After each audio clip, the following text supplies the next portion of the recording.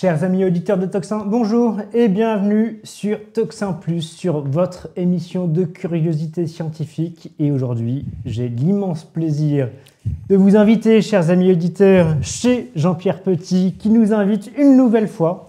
On s'était retrouvés pour la première émission scientifique chez vous, Jean-Pierre Petit, il y a 6 mois. Depuis, la Terre a fait une demi-révolution autour du Soleil. Et nous revoici chez vous. Merci infiniment de nous recevoir encore une fois. Bonjour, avant tout, Jean-Pierre Petit.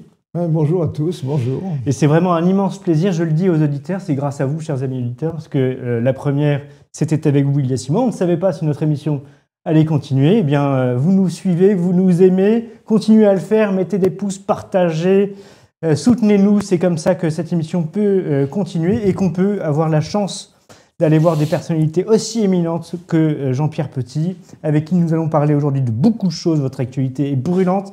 La dernière fois qu'on s'est vu, vous attendiez de publier des papiers. 2 ont été publiés dans des revues majeures. Vous allez nous en parler. On va parler de votre modèle, notamment des plug stars qui remettent en cause le modèle des trous noirs. On va parler évidemment de votre modèle Janus, de son effet dissymétrique. Vous m'avez écrit que cette dissymétrie, ce déséquilibre qui est présenté dans le modèle Janus était certainement à l'origine de la vie et même de l'émergence de la conscience dans l'univers. Voilà, tout un tas de sujets que nous allons voir. Avant toute chose, et nous allons voir aussi une petite vidéo que vous nous avez préparée qui rappelle tout ça et qui résume tout ça. Mais avant tout, Jean-Pierre Petit, quelles sont les nouvelles? Comment allez-vous? Parlez-nous des papiers que vous avez publiés récemment dans ces revues de grande qualité, et c'est un pas très important, je crois, pour vous. Vous savez, c'est ça. Moi, je dis souvent, les buts, il faut les marquer sur le terrain et pas dans les vestiaires, quoi. Alors moi, je vais sur le terrain et publier dans des revues haut niveau, c'est pas facile, parce qu'il y a des barrages absolument inimaginables. Par exemple, il y a des articles que j'ai publiés, j'ai eu 6 réféis successifs. 6 experts, c'est-à-dire que la revue a commencé. Disons que le dialogue dans ce cas-là, ça dure facilement 1 an, 1 année pour arriver à passer les papiers. Alors le premier succès dans ce domaine-là, c'est en septembre 2024. C'est une revue, un article qui est passé dans une revue qui s'appelle European Physical Journal C, qui est une revue très cotée, qui a un indice d'écoute de 5. Vous voyez, par exemple, la revue Nature maximum, c'est 14, mais là c'est 5. C'est vraiment très important. Et c'est une revue qui dont la qualité ne peut pas être contestée. Alors là, j'ai eu un article de 24 pages dans lequel l'essentiel du modèle Janus était présenté. Puis alors, en plus, ça constituait une forme de réponse aux critiques imbéciles de l'Académie Sien d'Amour, qui a mis des articles en 2019 et 2024 sur sa page de l'ISES, parce que c'était des critiques qui sont mises sur sa page Internet, mais pas dans les revues. Vous savez, il y a une sorte de règle dans le monde scientifique. Quand on a des choses à dire, on les publie dans des revues scientifiques. On ne met pas ça comme ça sur Internet à la sauvette. Alors moi, j'ai fait ça dans cette revue European Physical Journal C, et ça répond à toutes ces critiques, ça les invalide. Bon, ça c'est la première chose. Ensuite, il y avait également des bases mathématiques qui étaient liées au groupe, et là j'ai un très important article qui est sorti dans la revue Review in Mathematical Physics. C'est une revue de physique mathématique en expliquant tout ça. Donc ça, c'est 2 points marqués. Bon, ça, c'était pour 2024. Après, il y a 2025. Et en 2025, encore 2 nouveaux points marqués. Il y a un article dans la revue Journal of Modern Physics, justement, sur les plug stars. On en parlera plus abondamment tout à l'heure. Et puis, il y a également un papier dans la revue Astrophysics and Space Science qui représente rien moins que le premier modèle mathématique de galaxies.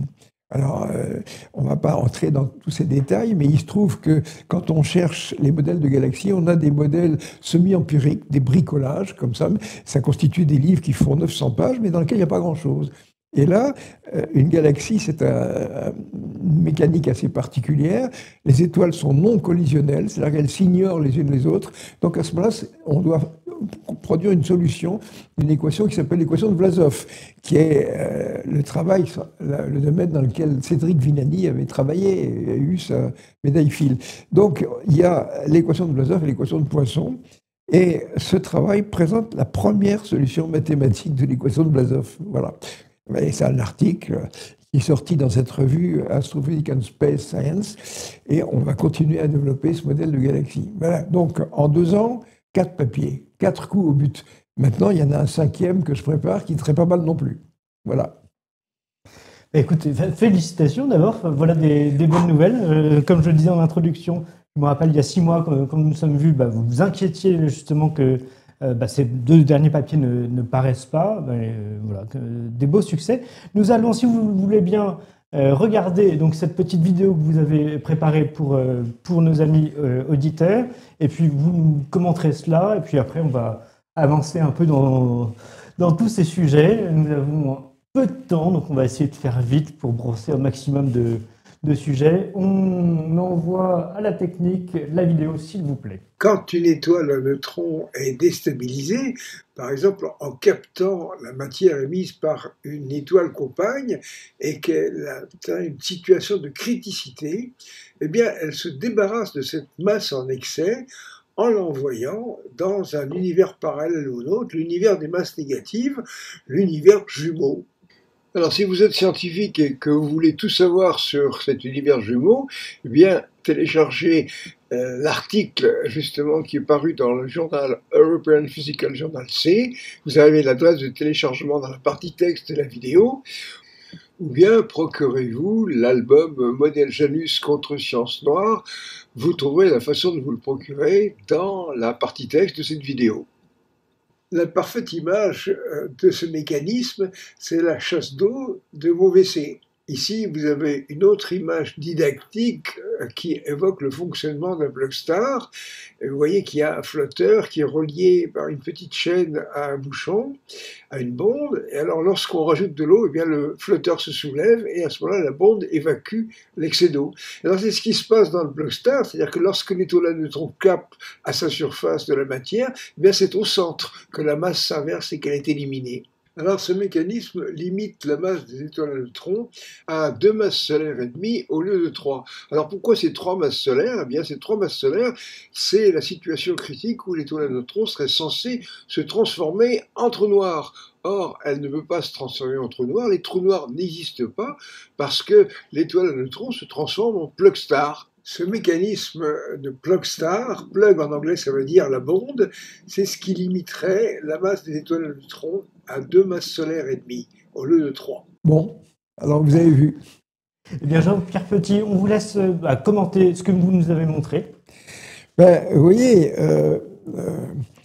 comment dire, quand vous prenez les disciplines théoriques que sont la physique théorique et la cosmologie et l'astrophysique, depuis le milieu des années 70, il ne s'est strictement rien passé. Quand vous réfléchissez en cosmologie, par exemple, qu'est-ce que les spécialistes ont à proposer? C'est le trou noir. À chaque fois qu'on parle de quelque chose, les quasars, qu'est-ce que c'est que les quasars? Oh, c'est des trous noirs. Il y a des objets au centre des galaxies qui ont des très fortes masses. Oh ben, ce sont des trous noirs géants, vous voyez. Le trou noir, c'est le deus ex machina. C'est vraiment, on le sort. Et alors, à ce moment-là, quand le public demande, mais qu'est-ce que c'est qu'un trou noir? Alors, à ce moment-là, l'intervenant baisse les yeux en disant, je vais essayer de vous expliquer un petit peu. C'est un peu compliqué, etc. Et en fait, moi, vous avez vu ce que j'ai dit, le trou noir, ça n'existe pas. Je suis en train de faire un papier, j'espère bien qu'il passera. Ça montre que le trou noir, c'est une chimère mathématique qui a été basée sur une collection d'erreurs qui ont été faites à partir des années 70, à partir de l'après-guerre.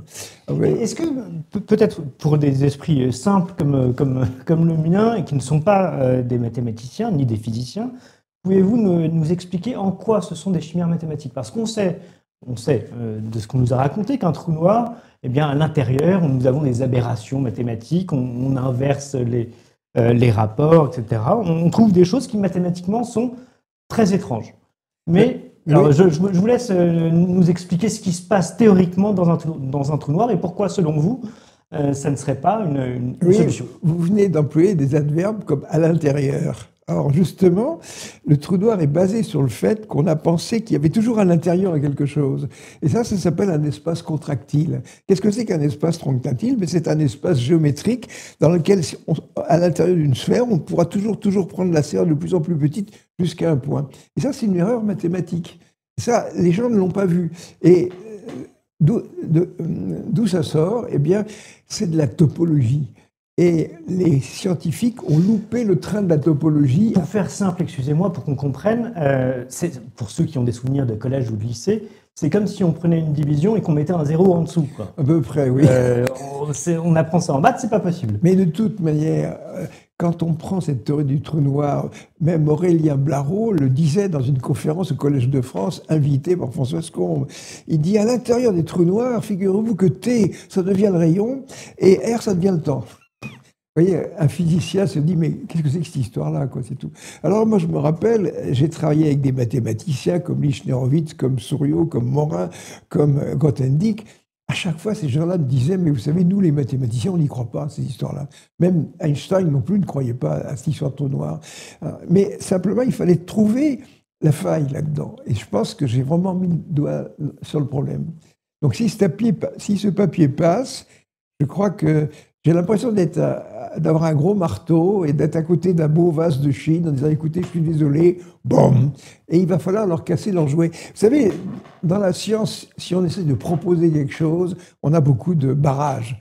Maintenant, il y a une autre solution qui consiste à casser le joujou des autres. C'est ce que je vais faire. Donc moi, j'ai été attaqué. Alors maintenant, c'est moi qui attaque. C'est moi qui attaque et je vais casser le modèle des trous noirs. Je ne sais pas si vous imaginez ce que ça va donner. Oui, est-ce que ça va faire beaucoup de bruit, alors, ce vase qui se brise? J'espère que ça fera du bruit, parce qu'on ne sait plus quoi faire. Hein, voilà. Mais après, pour ceux qui ne sont pas physiciens, encore une fois, comme moi, est-ce que vous pouvez rentrer un peu dans le détail? Parce que nous, on a cet imaginaire en plus qui est servi un peu par Hollywood, par le cinéma. On a vu le film Interstellar, qui est un très beau film d'ailleurs. C'est magnifique. Mais donc, on s'est familiarisé avec cette figure du trou noir, et on se dit, mais comment c'est possible qu'en fait ça ne soit qu'une projection de l'esprit?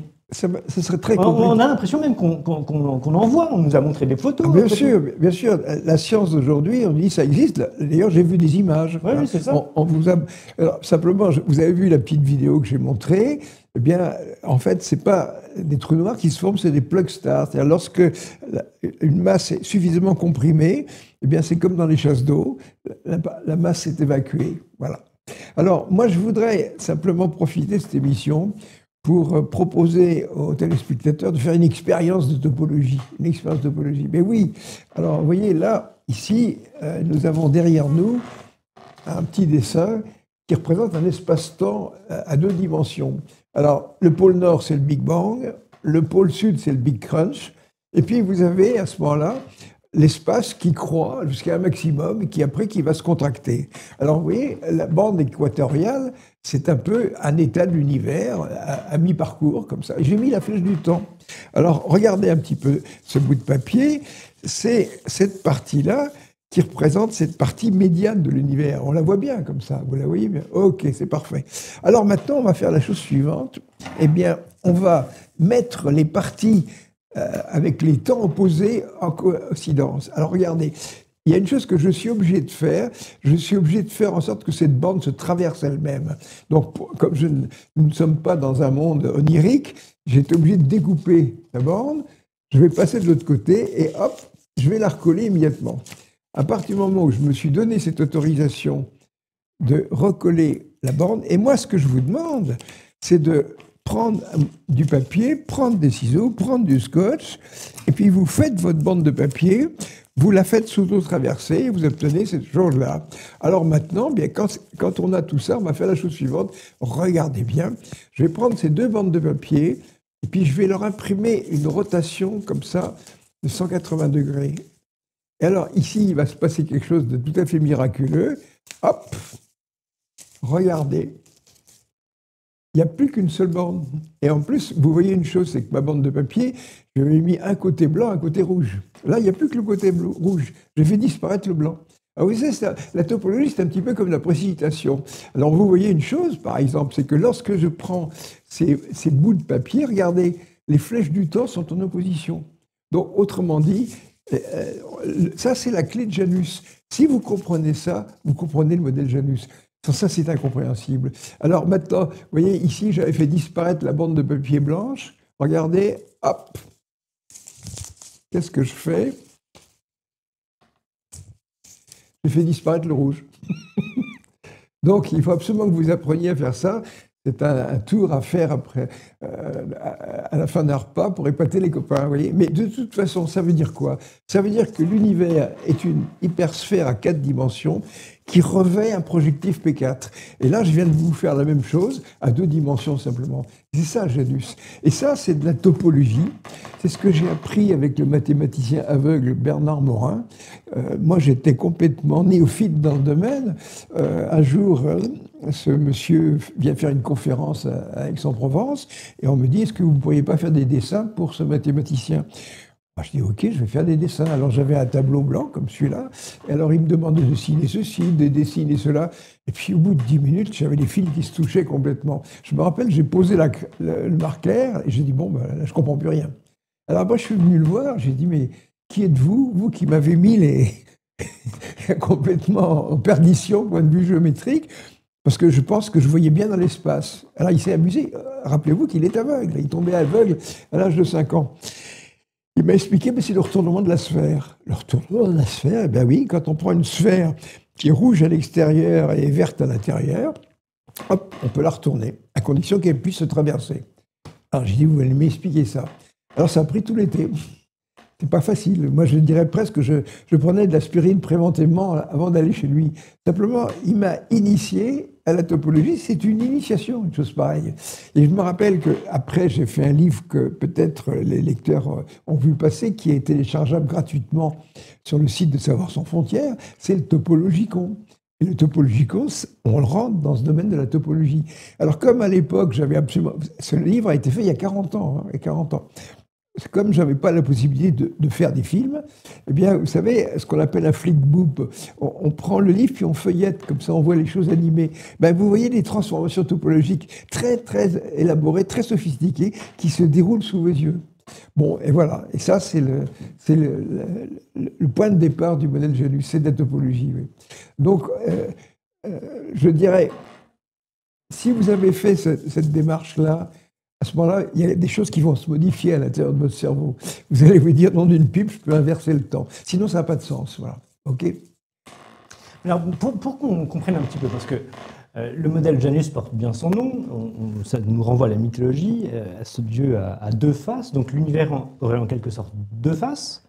Mais si je comprends bien, le temps ne s'écoule pas dans le même sens, si on peut parler ainsi, sur les 2 faces. D'un côté, dans un sens, de l'autre côté, dans l'autre. Mais est-ce qu'il y a une concordance entre ces 2 faces? Si je prends votre papier et que je prends une épingle et que je perce à un endroit, c'est bien le même instant d'un côté et de l'autre?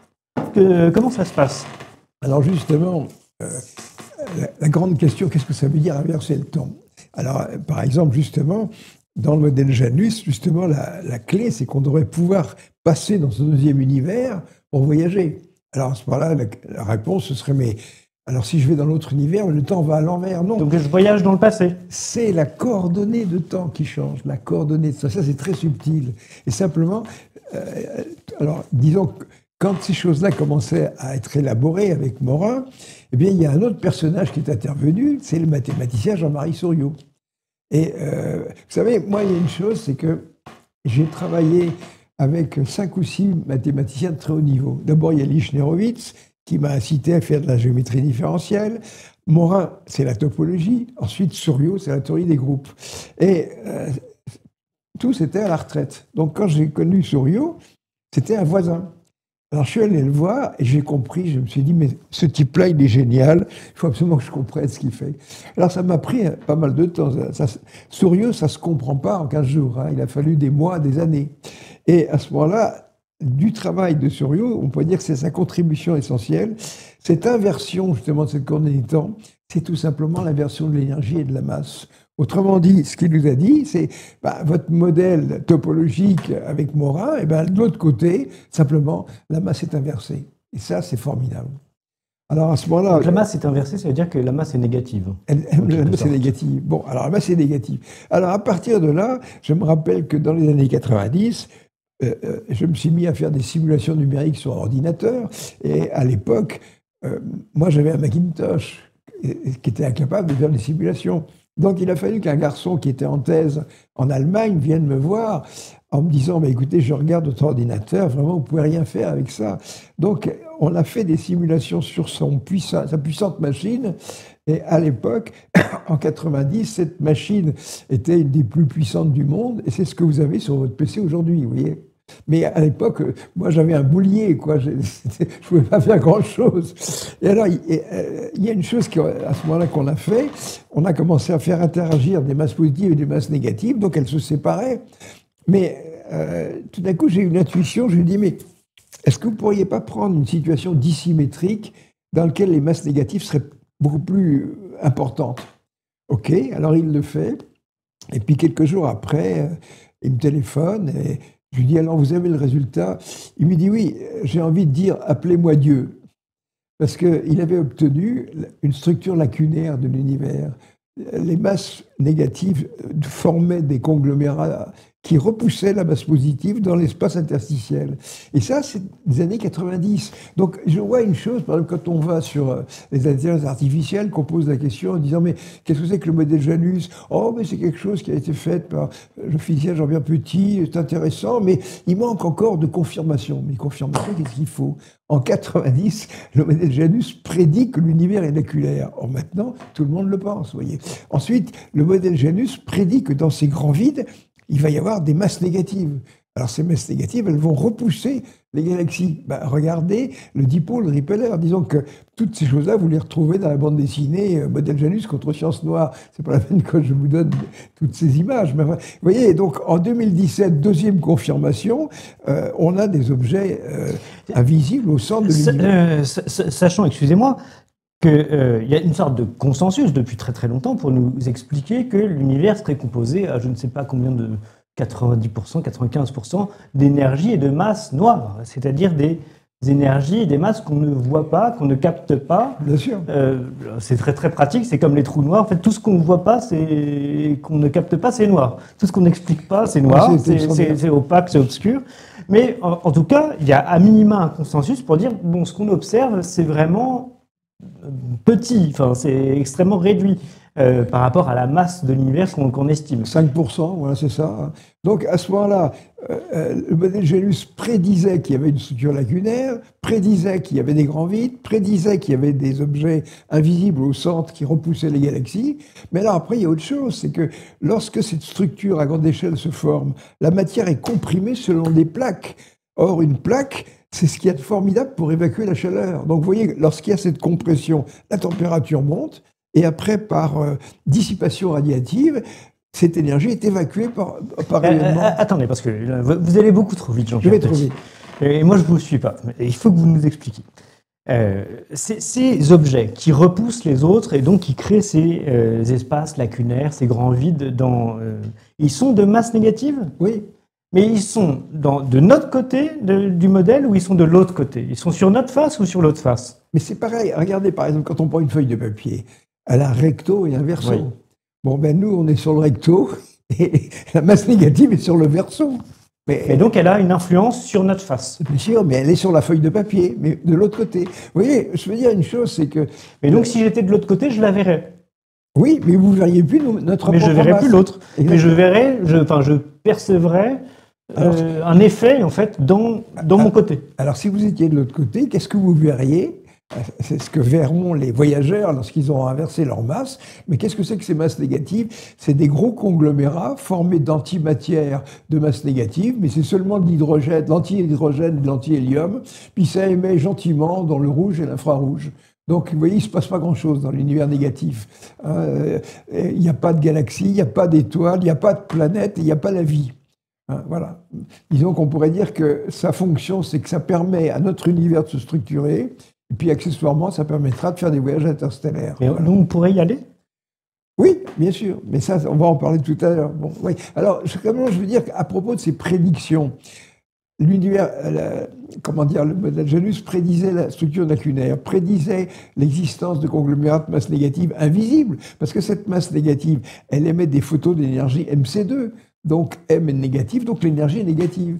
Et nos télescopes ne peuvent pas capter des photons d'énergie négative. Ensuite, justement, dans cette formation de cette structure à grande échelle, la matière est fortement comprimée et les galaxies naissent tout de suite. Elles naissent pendant la première centaine de millions d'années. Ça, c'était prédit dès les années 90. Or, qu'est-ce que vous dit le télescope James Webb toute la journée? Nous sommes très surpris parce qu'on ne s'attendait pas à trouver des galaxies entièrement formées. On va reprendre. Donc, le télescope James Webb, maintenant on commence à voir ce que c'est. C'est un télescope très très performant qui va voir dans des longueurs d'onde qu'on ne voyait pas avant, notamment avec Hubble, etc. Donc l'ancien télescope qui est dans l'espace, donc qui n'est pas brouillé par l'atmosphère et qui a une très très bonne performance de vision, pour dire ainsi.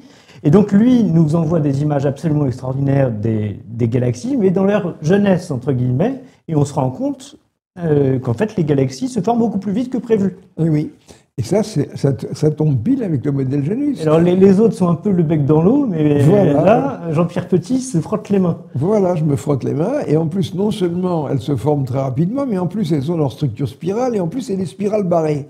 Et moi je dis, la structure spirale se forme en même temps que les galaxies, dès les premiers tours. Alors vous voyez, là je crois qu'il faut quand même remarquer une chose, c'est que toutes les portes des séminaires français sont fermées.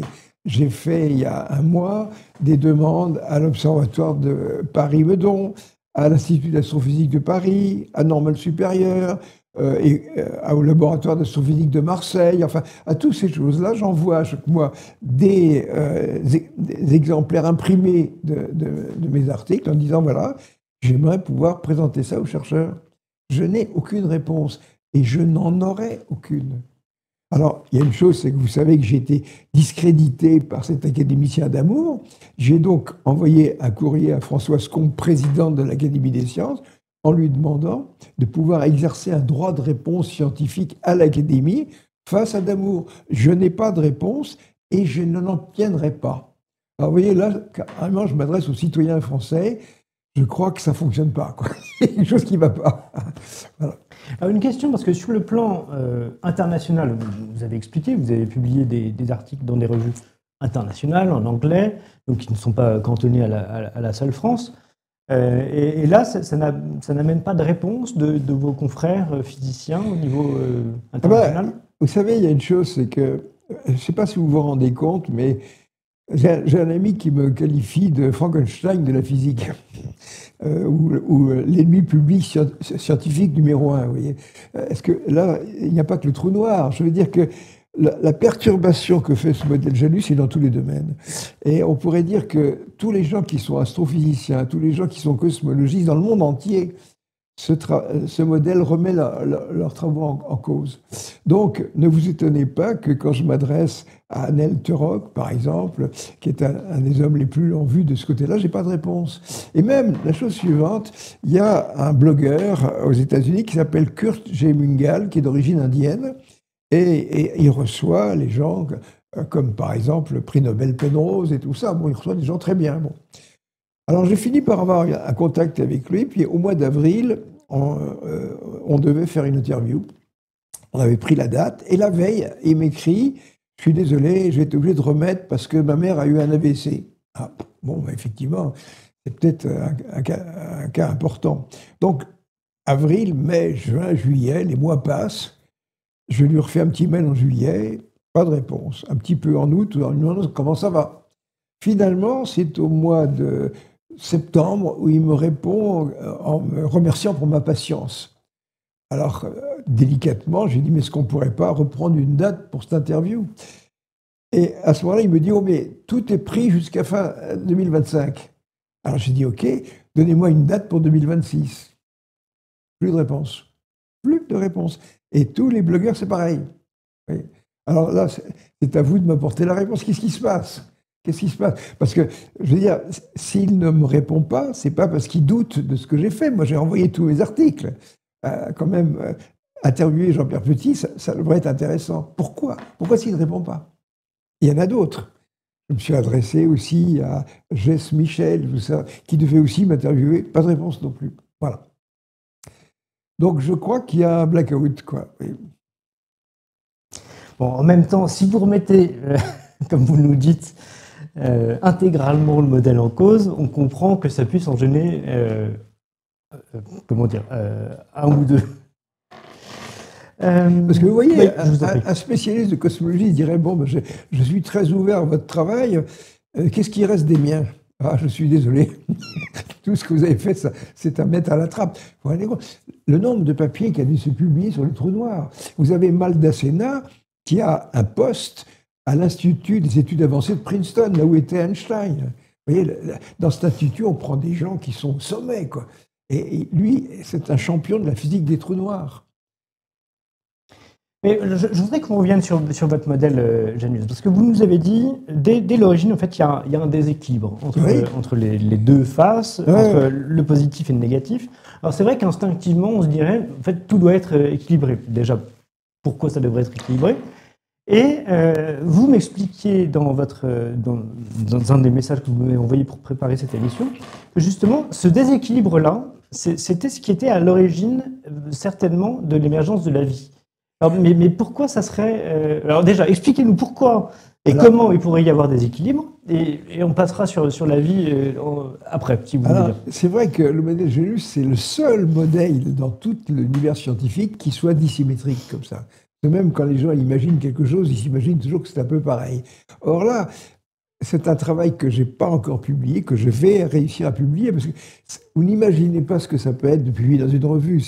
C'est un chemin de croix inimaginable. Mais je finirai par y arriver. Alors j'anticipe, je dis simplement, eh bien, dans ce qu'on pourrait considérer comme l'origine de l'univers, au départ, les deux feuillets sont complètement symétriques. Ils sont symétriques, c'est un peu comme si les deux feuilles étaient collées ensemble. Vous voyez. Et à ce moment-là, d'ailleurs, l'univers est acrone. Le temps n'existe pas encore. On pourrait dire, dans cette situation, le temps va exister.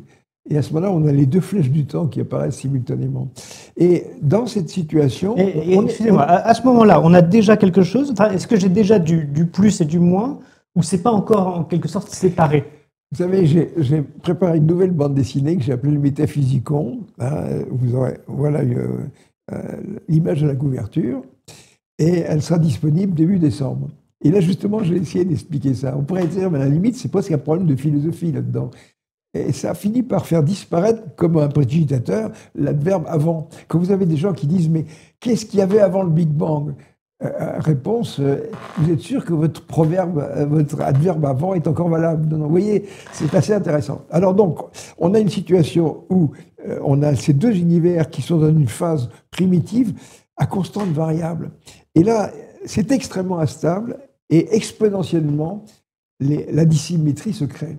La dissymétrie se crée. Alors, vous voyez, nous, on a de la chance, on est du côté des masses positives, donc on est fait avec des biomolécules, et puis en plus, on a la vie, la conscience, tout ce qu'on veut, et de l'autre côté, il n'y a rien. Mais en fait, c'est une question de chance. Ça aurait très bien pu être la masse négative qui est gagnée, vous voyez. Vous comprenez ce que je veux dire? Alors, le truc, c'est que tout ça, ça nous amène à essayer de comprendre à quel jeu on joue. Ça, c'est toute la bande dessinée, le Métaphysicon. Alors, à quel jeu on joue?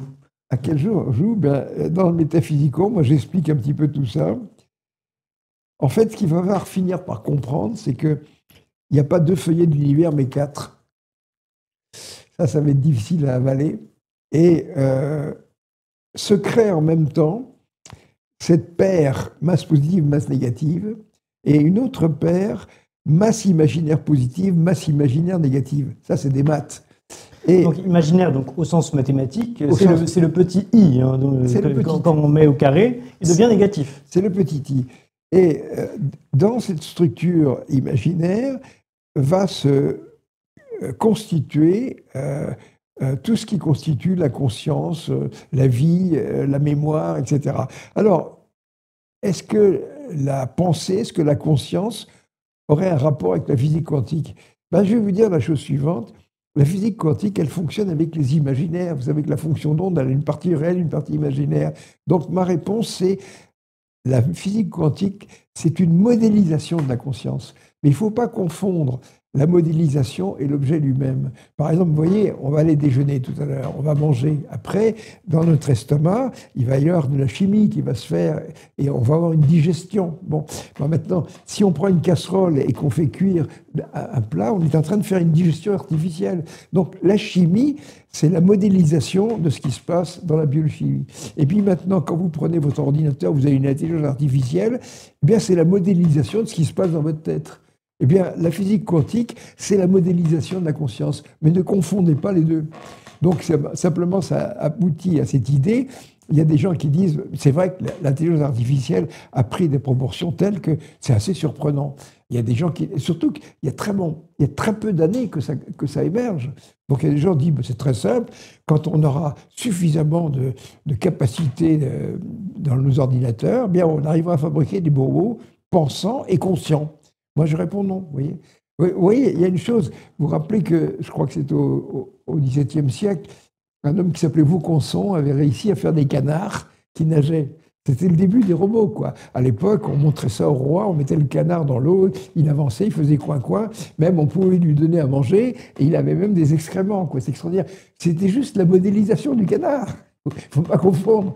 Et là, avec l'intelligence artificielle, on est en train de modéliser le fonctionnement mental humain, mais d'ailleurs, quand vous interrogez votre intelligence artificielle, par exemple, moi je vois, il m'arrive de faire des travaux avec l'IA comme collaborateur. Puis tout d'un coup, on arrive à un bon résultat. Alors je lui dis, mais vous êtes content qu'on soit arrivé à ce résultat? Et l'intelligence artificielle me répond, non, je ne peux pas avoir de sentiment, je suis content pour vous, mais je ne ressens rien, vous voyez. Et c'est là que se situe le problème du ressenti, les sentiments, la mémoire, les souvenirs, les projets, tout ça, ça se situe dans un autre univers. Voilà. Et donc, cette vision scientiste consistant à dire on va réussir à faire des robots conscients, moi je dirais mathématiquement, on montre que ça ne colle pas, quoi. Mais à tout le moins, pour rester 5 minutes sur cette question de l'IA et des robots et de la robotique, enfin, vous l'avez dit, son développement est spectaculaire. C'est à minima une imitation, mais c'est aussi, on en a parlé avec plusieurs de mes interlocuteurs, c'est un artefact nouveau qui oblige l'humanité dans son entier à se poser certaines questions, notamment sur elle-même, pas forcément sur l'artefact qu'il est en train de bidouiller ou de développer, peut-être qu'il se développera tout seul demain, mais au moins sur lui. C'est-à-dire que quand je m'interroge sur l'intelligence ou non de l'intelligence artificielle, je suis obligé de poser la question de qu'est-ce que l'intelligence humaine ou qu'est-ce que la conscience humaine. Si je dénie à l'IA le fait qu'elle ait une conscience, je suis obligé de définir ma propre conscience. Donc on a quand même une sorte de miroir devant nous qui est très intéressant. Et il me semble que c'est vraiment, je me trompe peut-être, mais la première fois dans l'histoire de l'humanité qu'on a un objet comme ça fait de la main de l'homme qui nous pose autant de questions. Bien sûr, bien sûr.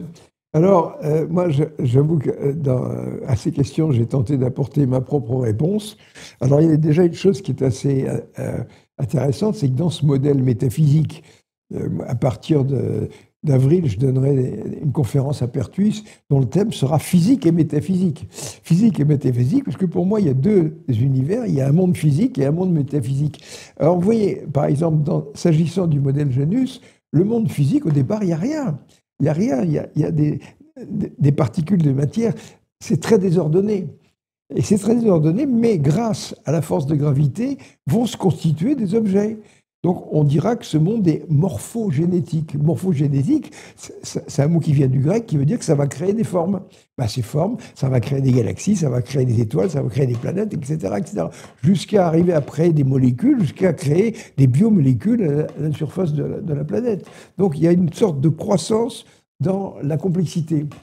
Alors, l'idée intéressante, ça c'est vraiment une idée philosophique, c'est que le monde métaphysique est pareil. Le monde métaphysique, au départ, il n'y a rien. Vous savez, on pourrait dire qu'effectivement, l'univers est une immense machine vivante qui pense et qui agit. Elle a un corps avec nous, entre autres, et puis son mental, donc l'univers pense. Mais au départ, ce monde métaphysique ne peut pas engendrer de pensée puisqu'il n'y a pas d'objet. Comment voulez-vous penser quand il n'y a pas d'objet ? Comment voulez-vous avoir des souvenirs s'il n'y a pas eu d'événement? Donc, autrement dit, on a une genèse dans laquelle le monde physique se complexifie lentement jusqu'à la vie, et puis le monde métaphysique se complexifie aussi à sa façon, on ne sait pas très bien ni quoi ni comment, mais il y a un moment où ces deux mondes, tout d'un coup, vont entrer en contact. Et ce contact, c'est la vie. Alors justement, on pourrait dire, mais quand on regarde cette évolution du cosmos, simplement, ça découle des lois de la physique. Hein. C'est un monde Shadok. Pourquoi faire simple quand on peut faire compliqué, hein? Et en fait, l'idée, c'est de dire, au lieu de se demander qui a créé l'univers et pourquoi, etc., contentons-nous de l'aspect phénoménologique. Qu'est-ce que nous avons sous les yeux? Dans la cosmologie, ça devient de plus en plus compliqué. Et puis l'univers étend son champ relationnel. Les particules se mettent à communiquer entre elles. Elles forment des molécules, elles deviennent de plus en plus complexes. Bon, à ce moment-là, l'idée, c'est... Et si c'était l'idée générale de l'univers, son idée fixe, étendre son champ relationnel en se complexifiant. Alors effectivement, tout d'un coup, quand apparaît le vivant, c'est génial, parce que le vivant, ça va créer des êtres vivants qui vont pouvoir se déplacer avec un petit flagelle, ils auront des yeux, des oreilles, ils vont modifier le biotope. Vous savez que c'est les êtres vivants qui apparaissent au sein de l'océan qui créent l'oxygène libre, qui va permettre la conquête de la surface terrestre. Après, sur cette surface terrestre, on commence par ramper, par marcher. Tout d'un coup, il y en a qui se mettent à voler. Alors, à ce moment-là, extraordinaire, on arrive à... Vous avez des oiseaux qui traversent des océans. Bon, autrement dit, le vivant est une espèce de combine géniale pour augmenter l'échange d'informations entre les différents endroits. Puis alors après, on arrive à l'homme. À l'homme, c'est formidable. Vous voyez, on prend notre téléphone portable, on va appeler la Nouvelle-Calédonie. Allô, la Nouvelle-Calédonie, on appelle le gars qui est aux antipodes. Moi, ça m'est arrivé de discuter je me rappelle, par fax à l'époque, avec un type qui était aux Nouvelle-Calédonie. Et à un moment, je lui ai dit, mais vous vous rendez compte que vous avez la tête en bas? Il m'a dit, non, c'est vous. Et on a été un petit peu en bisbise de ce côté-là. Celui qui avait... Mais est-ce que vous vous rendez compte, vous avez un téléphone et vous téléphonez à quelqu'un qui est exactement à 180 degrés par rapport à vous. Bon. Alors après, on pourrait se dire, mais voilà, j'ai réussi à communiquer. La communication sur la Terre, c'est terminé. Alors qu'est-ce qui va se passer? Alors vous avez Elon Musk qui veut aller sur Mars. Hein, mais vous voyez, avec les temps de voyage on a l'impression que nous sommes enfermés dans notre système solaire. À la rigueur, on pourra faire un petit tour sur les autres planètes, rien qu'aller sur Jupiter, sur les satellites de Jupiter, il va falloir 2 ou 3 ans de voyage. C'est pas possible, un truc comme ça. Donc à ce moment-là, on se pose la question, est-ce qu'il n'y aurait pas autre chose? Est-ce que si vraiment le but de l'univers, c'est d'étendre son champ relationnel, vous voyez là-dedans, moi je suis finaliste. Bien, à ce moment-là, on peut se dire, mais et l'homme, qu'est-ce qu'il fait dans tout ça? Bien, l'homme, il a inventé une technologie. Et alors, quand vous regardez un petit peu où on est, justement, cette technologie, bien, on est à 2 doigts de savoir comment inverser des masses, comment mettre un véhicule dans ce monde négatif, comment pouvoir voyager. En plus, et ça, c'est le problème du modèle Janus. C'est pour ça que les scientifiques sont tellement terrorisés par ça, c'est que ça raccourcit les distances d'un facteur 100 et la limitation de vitesse est augmentée d'un facteur 10. C'est-à-dire qu'on gagne un facteur 1000 sur les temps de voyage. Et si vous voulez prendre la conclusion de ce modèle Janus, les voyages interstellaires sont non impossibles. Alors à ce moment-là, des gens diraient, mais est-ce que vous avez une preuve de tout ça? Une preuve, peut-être qu'il y en a d'autres gens qui sont venus nous voir, quoi. Donc, mais autrement dit, cette technologie va nous permettre de prendre contact avec les systèmes solaires les plus proches, hein, et ça va continuer. Donc, à ce moment-là, l'idée, c'est que l'univers se complexifie pour étendre son champ relationnel. Maintenant, l'homme a quelque chose de très particulier. Il a inventé cette technologie, hein, mais les animaux avaient des technologies. Vous savez, les chimpanzés sont capables d'aller chercher des insectes avec des petits bâtons, enfin, je passe. Mais nous, vraiment, on a fait un saut absolument gigantesque. Mais en faisant un saut comme ça, il nous faut un attribut de conscience qui nous permette de ne pas nous détruire. Parce que cette technologie, elle risque de se retourner contre nous. C'est d'ailleurs le cas en ce moment. On ne peut pas imaginer pire que maintenant. On est en train de flirter avec une 3e guerre mondiale nucléaire. C'est absolument aberrant. Donc il faut absolument que l'homme ait quelque chose de particulier par rapport à l'animal. C'est la capacité de s'interroger sur les conséquences à long terme de ses actes. C'est ça qui nous différencie du chat et du chien. Vous voyez, c'est tout. Hein, et c'est ça la conscience morale. Alors évidemment, il y en a qui trouvent une autre interprétation, c'est l'écologie. C'est vrai que l'écologie, il y a 50 ans, ça n'existait pas. Maintenant, on se rend compte qu'on peut très bien écologiquement pourrir la surface de la planète. On peut fabriquer des virus qui éradiquent la vie sur Terre. On a vraiment acquis des outils absolument effrayants. Et on en parlera tout à l'heure, justement, vis-à-vis des conséquences de Nouvelle Génus. Jamais l'homme n'a été dans une situation aussi dramatique que maintenant. C'est pour ça que dans cette bande dessinée, le Métaphysico, en dessous, j'ai écrit « comprendre ou disparaître ». Et je vous dis, mes amis, nous sommes arrivés à cette situation où on comprend, où on va disparaître. Une troisième guerre mondiale nucléaire, c'est formidable. Vous connaissez ce livre, L'effondrement des sociétés complexes. Et justement, si on a cette loi dans l'univers de complexification, d'augmentation des réseaux d'information, etc., vous dites l'humanité est au bord de choses gravissimes, mais en même temps, pour parler comme l'autre, l'humanité n'a jamais été aussi nombreuse, aussi prospère, entre guillemets, parce que bon, beaucoup ont des problèmes matériels, mais malgré tout, il y a des milliards d'êtres humains sur Terre, alors qu'il y a encore quelques centaines d'années, c'était que quelques centaines de millions, avec des moyens technologiques, une puissance, une énergie qu'on n'a jamais eue auparavant dans l'histoire de l'humanité, et pourtant c'est à ce moment-là qu'on est dans le plus grand danger, en quelque sorte. C'est une sorte de paradoxe, non ? Ben oui, mais je veux dire que c'était prévu, quoi. C'était prévu. C'est pour ça qu'on avait cet attribut comportemental, c'est le garde-fou, quoi. Mais actuellement, le problème, c'est que les hommes sont malades de leurs croyances. Bon, la science est une croyance. Moi, j'ai toujours dit une chose, c'est que toute pensée est un système organisé de croyances. Alors, au point de vue des croyances, je vais vous présenter deux aspects. Vous savez, nous sommes au XXIe siècle, hein. Eh bien, figurez-vous qu'au mois de septembre 2024, vous avez des juifs américains cofinancés par des évangélistes qui se sont penchés sur un verset du livre des juges dans la Bible, qui fait partie de la Torah, c'est du Pentateuque. Et dans ce verset, il est dit que lorsqu'on reconstruira le temple de Jérusalem, eh bien, on sacrifiera une jument rousse. Une vache rousse. On sacrifiera une jument rousse. Voilà. Alors, qu'est-ce qu'ont fait ces juifs américains et les évangélistes? Ils ont affrété en septembre 2024 un Boeing avec 5 juments rousses qu'ils ont amenés à Jérusalem. Hein, on est au XXIe siècle. Voilà. Alors, maintenant, vous allez du côté des Indes, eh bien, vous savez, vous avez une majorité d'hindouistes, et puis c'est un pays où il y a les hindouistes qui s'opposent aux musulmans. Eh bien, imaginez la chose suivante. Vous avez 2 camions qui se rentrent dedans. Les 2 chauffeurs sortent. Le premier est un chauffeur musulman qui découvre que l'hindouiste transporte des cochons.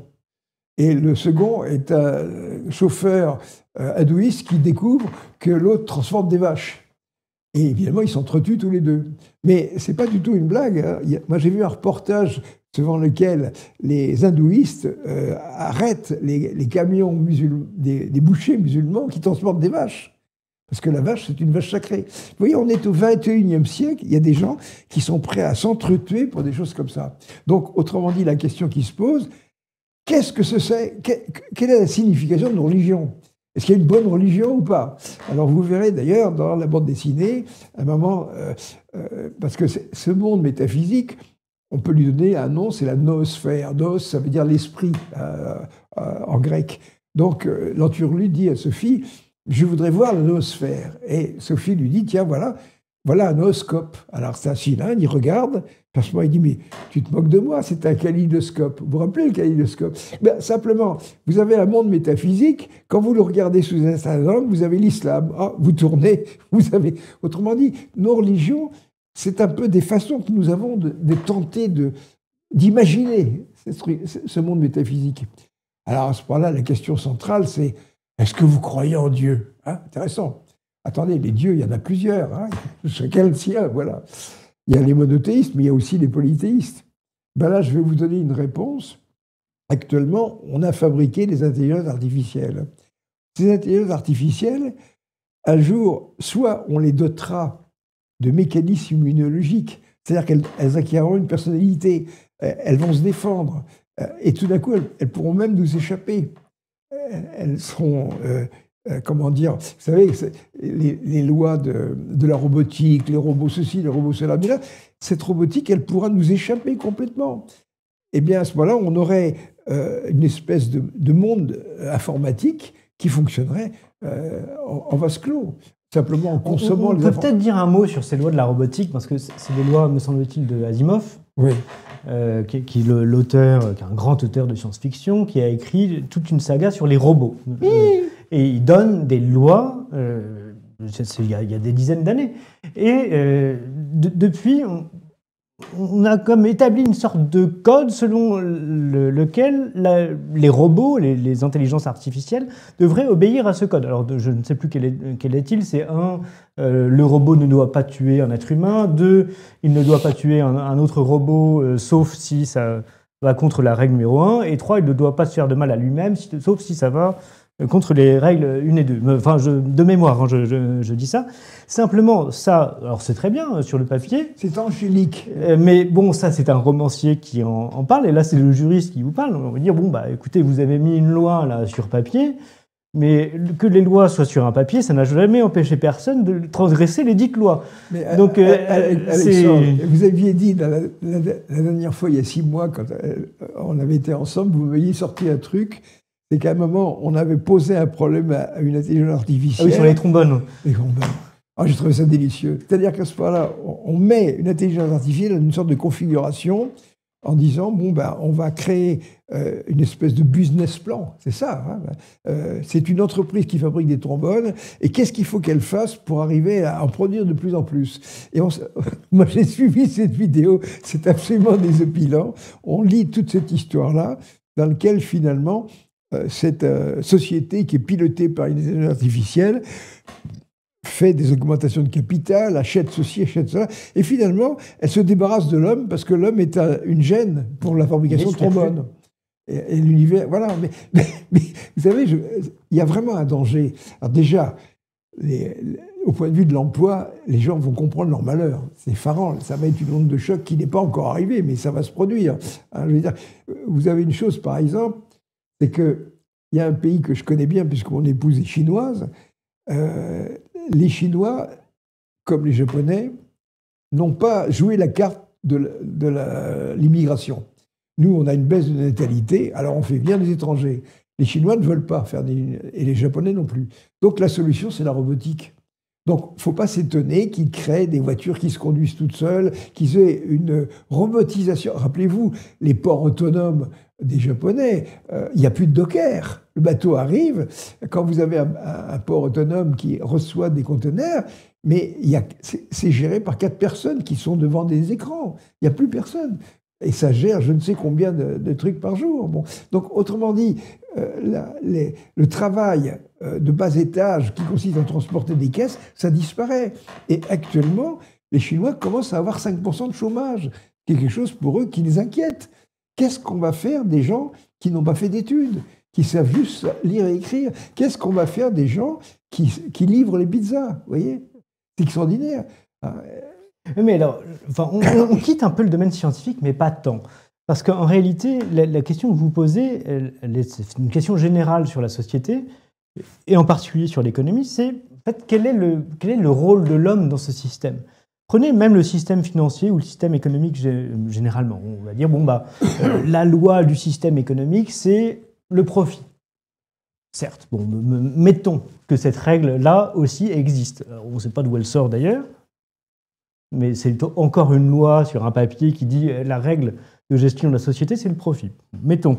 Mais si on pousse la règle du profit au bout, où est l'homme dedans? Et puis même, resterait-il un seul homme qui aurait maximisé le profit, qui aurait un monopole génial, qui aurait éradiqué tout le monde et qui serait à la tête d'une fortune colossale? Mais que voudrait dire cet homme seul avec cette fortune colossale? En fait, ce que je veux dire, c'est qu'il y a une forme d'absurdité à pousser les systèmes au bout de leur propre logique.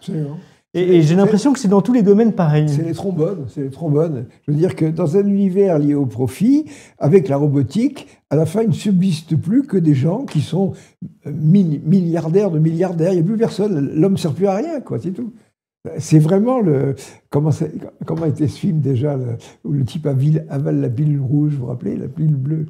Oui, Matrix. Matrix, mais c'est le monde de Matrix. Est-ce qu'on va finir en baignant dans du jus comme ça, esclavé par des machines? Donc, autrement dit, pour ne pas finir comme ça, il faut comprendre ce qui se passe, il faut comprendre à quoi ça sert. Il faut comprendre qu'on est mortel, et notre âme survit après la mort. C'est le message de Métaphysico, vous voyez. Alors c'est vrai, la question qu'on se posait, je vous disais qu'on va réussir à fabriquer des égrégores, des êtres informatiques qui seront complètement...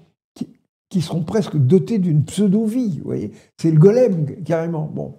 Alors à ce moment-là, ça vous donne une idée que c'est la même chose dans la noosphère. Et dans la noosphère, ces êtres-là, ce sont les dieux. Les dieux, ils existent, ce sont des structures de ce monde métaphysique qui sont nourries par les croyances des êtres humains. Regardez par exemple dans les rites, eh bien, on fait brûler des animaux sacrifiés pour que la fumée monte. Et la fumée monte, Yahvé s'en nourrit. Mais non, c'est pas Yahvé qui s'en nourrit, c'est la ferveur des croyants qui rend les dieux fonctionnels. Alors, ils sont fonctionnels au sens où il y a effectivement peut-être une interaction. Vous savez, comment dire, nous, on a un monde culturel. Quand on prend une culture, on a une ethnie qui a des croyances, qui a des textes sacrés, ou simplement des textes philosophiques. Tout ça, ça fonctionne. Nous ne sommes pas libres, nous sommes pris dans notre culture occidentale. D'autres sont pris dans leur culture orientale, d'autres sont pris dans la culture hindouiste. Bon, là, ces choses-là, ça contrepartie dans la noosphère. Et alors, la chose qui est intéressante, c'est que les dieux sont mortels. Tous les dieux. Il y avait Mahomet, il y avait,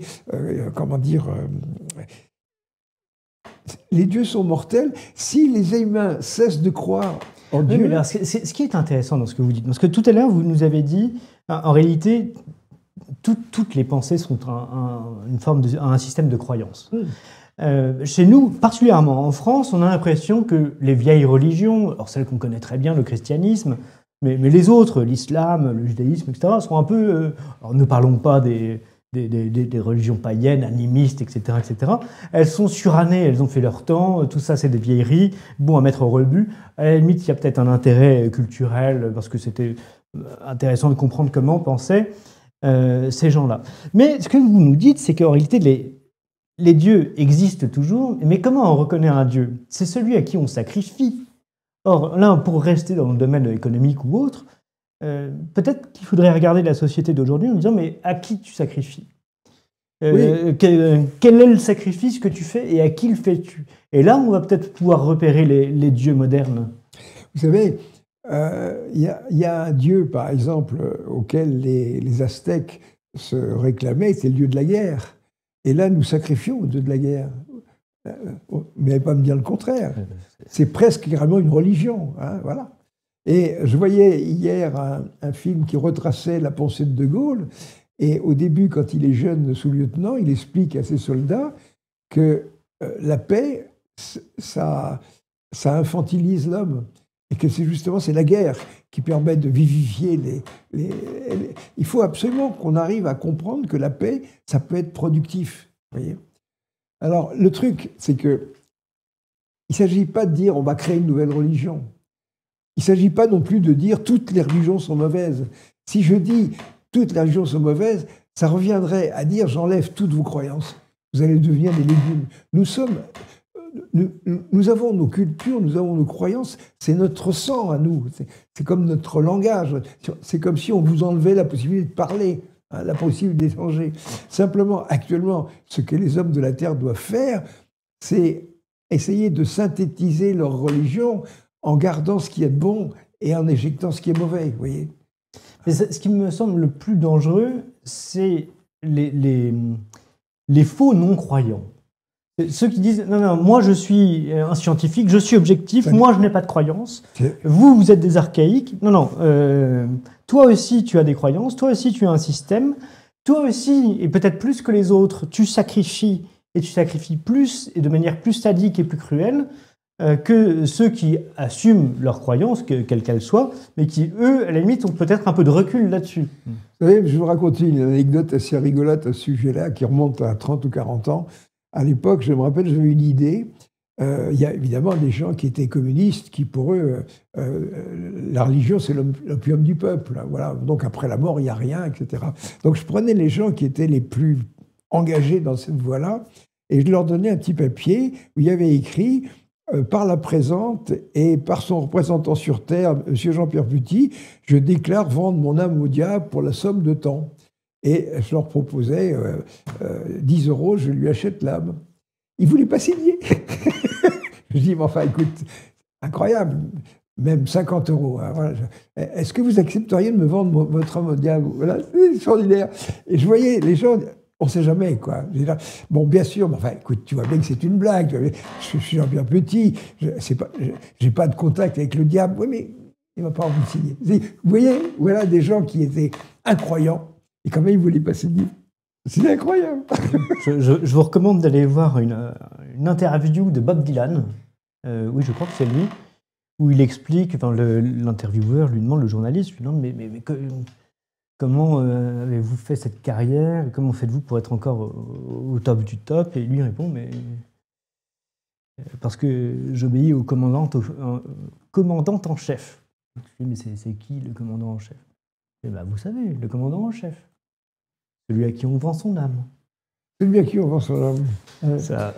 Non, mais là, voyez, il y en a qui y croient, en tout cas. Vous voyez, un incroyant, ça n'existe pas. Ça n'existe pas. Je pense à un homme avec qui j'ai eu des échanges, c'est, comment s'appelle le philosophe là, qui a 105 ans, 103 ans, son nom m'échappe. Bon, mais je lui disais, mais lui, il pense qu'il n'y a rien après la mort. Disons que la croyance fondamentale, c'est est-ce qu'il y a une chose après la mort ou qu'est-ce qu'il n'y a rien?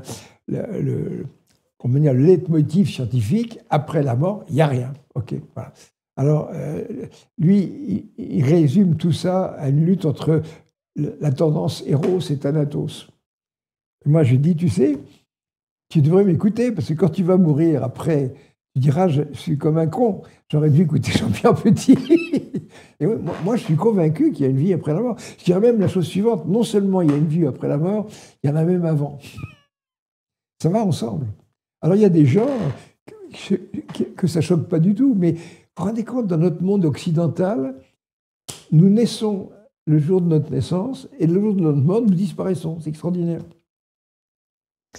Moi, je trouve... Enfin, bon, mon avis compte très peu, mais je trouve plus extraordinaire comme explication qu'on arrive à un moment T, qu'on vive une vie et que ça finisse, plutôt que ce que vous me dites, c'est-à-dire que la vie, en quelque sorte, préexiste et continue après. C'est-à-dire que le fait que la vie arrive à un moment comme ça, pouf, et qu'elle dure le temps qu'elle dure et qu'elle finisse, ce phénomène-là me semble bien plus extraordinaire et inimaginable que, en réalité, il y a une vie plus englobante, en quelque sorte. Mais ça, c'est parce que vous n'avez jamais eu d'accidents paranormaux, quoi. Non, mais ce que je veux dire, c'est que l'explication scientiste disant la vie ne commence que là et elle finit là, elle me semble pas très raisonnable. C'est-à-dire que ça serait, pour moi, c'était impensable de dire mais oui, la vie apparaît d'un coup comme ça, pouf, elle dure 80 ans, 90 ans, 100 ans, ou plus court si c'est plus court. Et puis ça s'arrête. Et en fait, il y a un phénomène extrêmement bizarre qu'on appelle la vie, d'ailleurs que personne ne définit jamais. Moi, c'est une question que je pose régulièrement depuis qu'on a lancé cette émission. C'est quoi la vie? Donnez-moi une définition de la vie. Donnez-moi une définition scientifique de la vie. Expliquez-moi scientifiquement ce que c'est que la vie. J'aimerais bien comprendre ça. C'est le moment où et là, il n'y a plus personne. C'est le moment où il y a une structure métaphysique qui se trouve mise en contact avec une biostructure. Voilà. Alors, je ne sais pas si un fœtus est vivant pendant tout le temps de la gestation. Il y a peut-être un mois, à un moment donné, où le branchement se fait. Oui. Et voilà ce que c'est la vie. La vie, pour moi, c'est un échange entre la noosphère et la biosphère. OK? Oui, mais une plante, là, on est entouré d'un beau jardin chez vous. La plante est vivante, elle croît, elle sent, elle échange avec son environnement, elle capte les rayons du soleil, elle se reproduit, elle communique avec les insectes. L'insecte aussi, il est vivant. Et il y a une symbiose, il y a un bios, il y a une vie très complète, concrète, complexe, vivante, belle, pleine de formes différentes qui communiquent entre elles. C'est ce que vous disiez, c'est cette loi de complexification. Tout ça communique, échange de l'information, s'entre-dévore, se reproduit et croît. Et ça, personne ne me l'explique. Ça vient d'où, cette vie? Je vais essayer de vous donner ma version des choses. Bon. Alors, vous voyez, vous avez deux univers. Vous avez la noosphère qui essaye d'évoluer comme elle peut, mais cette noosphère qui évolue, c'est un petit peu comme ces jeux vidéo qui font absolument n'importe quoi. Ouais, bon. Et puis, vous avez la surface terrestre, où à ce moment-là, on arrive à créer des biomolécules très complexes. Bon.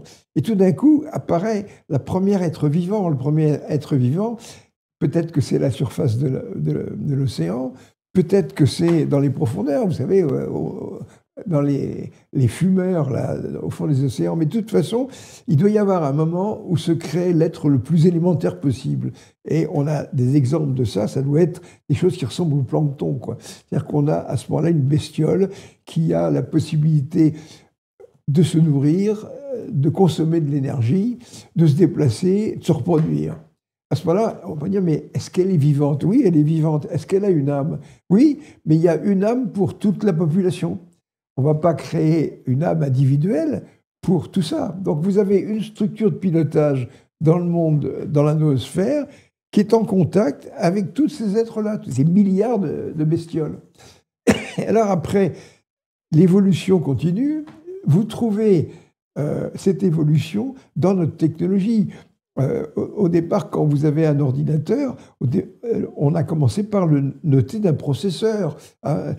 C'est le robot le plus simple possible, où à ce moment-là, lorsqu'on lui demande de faire quelque chose, il réagit. Bon, eh bien, vous avez des êtres plus élaborés comme les oursins. C'est déjà très compliqué, un oursin. Vous avez vu ce qui se passe à l'intérieur. Vous avez un truc d'ordre 5, avec 5 paquets d'œufs, 5 ceci, 5 cela. Et l'oursin, l'expérience montre qu'il est capable de mémoriser un trajet vers la nourriture. Donc, l'oursin a ce qu'on appelle une rame, une mémoire volatile. C'est déjà un robot qui est capable de se souvenir de quelque chose. Alors, ce sont les robots qu'on arrive à faire actuellement, qui sont pas tellement malins, qui sont capables de se souvenir de choses comme ça.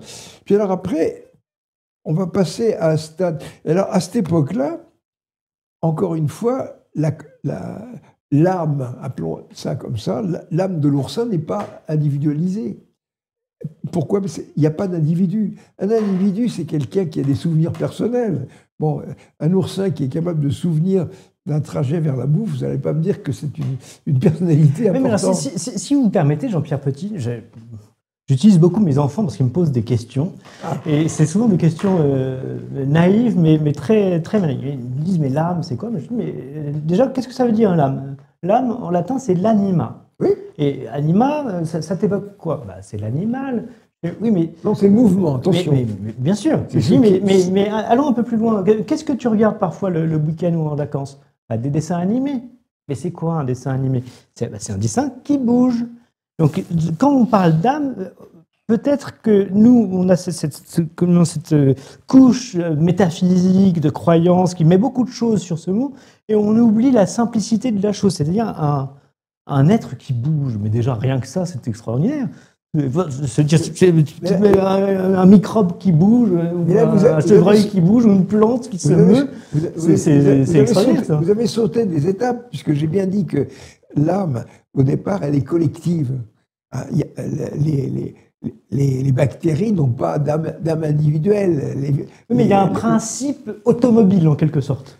Ah oui, mais ça, comment dire, c'est la course vers la complexité. Ça,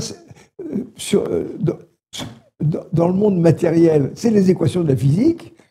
Dans le monde noosphérique, c'est les lois de la métaphysique. Peut-être qu'il y a des équations de la métaphysique, on ne les connaît pas, mais ce qu'on sait, c'est qu'elles sont morphogénétiques. En fait, vous avez deux univers qui ont des structures telles qui tendent à se complexifier, et la vie, tout d'un coup, c'est une complicité. Tu vas être mes yeux et mes oreilles, et moi, je vais élaborer disons que c'est l'histoire de l'aveugle et du paralytique. Vous voyez, et à ce moment-là, le paralytique, c'est la conscience. Et l'aveugle, c'est celui qui marche. Donc nous sommes les yeux et les oreilles de la noosphère. Voilà. Et vous avez une individuation, une création. Barreau nous fabriquerait sûrement un mot pour dire ça. Hein. L'individuation, je ne sais pas si ça dit, mais on devient des individus. Donc à ce moment-là, dans le monde métaphysique, les animaux, déjà, mon chat a déjà un bout de conscience à lui. Personnel. Bon, alors je ne peux pas dire qu'il ait des vies antérieures ou des vies postérieures, j'en sais rien, mais l'être humain, alors là, c'est complètement différent. Nous, on a des âmes moléculaires. Hein. Vous avez des vies antérieures que vous ne connaissez pas, parce que, vous savez, c'est extraordinaire. Les Grecs sont extraordinaires. Ils ont vraiment déployé tout l'éventail métaphysique possible. Et rappelez-vous que dans après la mort, vous avez Charon qui vous aide à traverser sur une rivière qui s'appelle le Styx. Mais après, il y a une autre rivière qui s'appelle le Léthé. Et le Léthé, lorsqu'on on navigue sur le Léthé, c'est le fleuve de l'oubli. Donc, autrement dit, lorsque vous réapparaissez... Ça donne la léthargie. Mais c'est l'oubli de votre vie intérieure. Et c'est grâce à cet oubli que nous arrivons à vivre.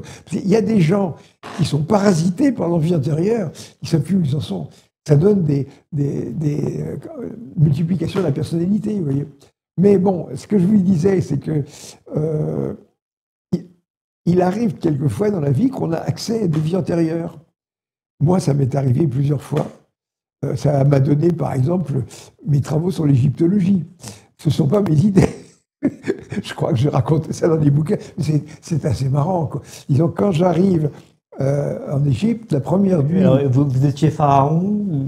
Non, pas pharaon. J'étais le neveu d'un prêtre qui s'occupait de construction de pyramides, quoi. Donc, moi, je me retrouve dans l'hôtel en Égypte, et la nuit, je me réveille, je fais une sortie hors corps, ça y est, je passe au travers du plafond, et je vois le plateau de Gizeh sous la lune, c'est magnifique, et on voit la pyramide de Khéops, mais Képhren est en construction.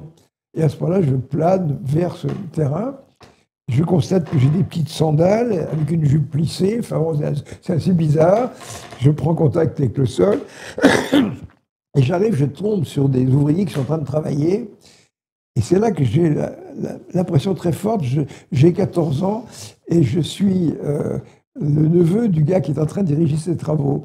Et il m'engueule parce que je suis en retard. Alors j'ai envie de dire, écoute, tonton, gueule pas, je comprends pas un mot de ce que tu dis. Et à ce moment, je regarde comment ils font.